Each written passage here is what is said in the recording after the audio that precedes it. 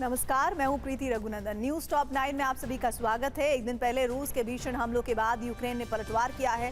सीमा से सटे बेलगोरोद समेत कई रूसी शहरों पर ड्रोन से अटैक हुए हैं। आज हम बात करने वाले हैं इन हमलों में रूस को कितना नुकसान हुआ है और पुतिन क्यों क्रीमिया से अपने ब्लैक सी फ्लीट को हटाना चाहते हैं। और इसके अलावा देखेंगे पोलैंड और रूस के बीच नया विवाद क्या है। आइए नजर डाल लेते हैं रूस यूक्रेन युद्ध से जुड़ी खबरों पर।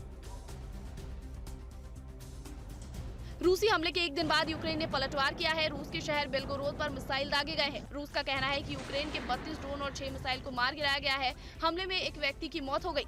बेलगोरोद के रीजनल गवर्नर के मुताबिक शहर की वाटर सप्लाई सिस्टम को भी नुकसान हुआ है। राष्ट्रपति पुतिन ने क्रीमिया में ब्लैक सी फ्लीट की लोकेशन बदलने का फैसला किया है। इसकी वजह है यूक्रेन के लगातार हमले।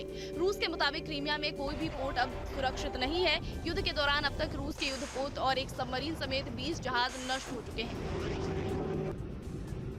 शुक्रवार को यूक्रेन के 8 शहरों में हुए रूसी मिसाइल अटैक में 30 लोग मारे गए हैं और 160 लोग घायल हुए हैं। यूक्रेन ने दावा किया कि उसने रूस के 158 हवाई हमलों में से 87 क्रूज मिसाइल और 27 ड्रोन मार गिराए हैं।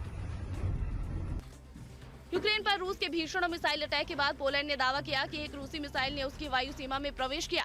करीब 3 मिनट तक ये पोलैंड के एयर स्पेस में मौजूद रही। उधर रूस ने पोलैंड के दावे पर कहा कि बिना सबूत के आरोप लगाना गलत है।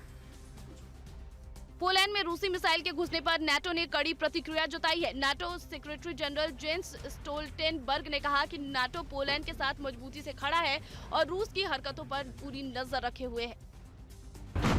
23 से 29 दिसंबर के बीच रूस के 50 सैन्य ग्रुप ने मिलकर यूक्रेन पर हमले किए हैं। इन हमलों में यूक्रेन के सैन्य ठिकाने, राष्ट्रीय महत्व के भवनों और विदेशी संगठनों को निशाना बनाया गया। रूस ने दावा किया कि इस दौरान 23 यूक्रेनी सैनिकों ने सरेंडर किया। रूस के भीषण हमले के बाद यूक्रेन के राष्ट्रपति जेलेंस्की ने अवदीवका में फ्रंट लाइन का दौरा किया। इस दौरान जेलेंस्की ने सैनिकों का हौसला बढ़ाया और उनकी जरूरतों पर चर्चा की। रूस के हमले में अवदीवका में भारी नुकसान हुआ है।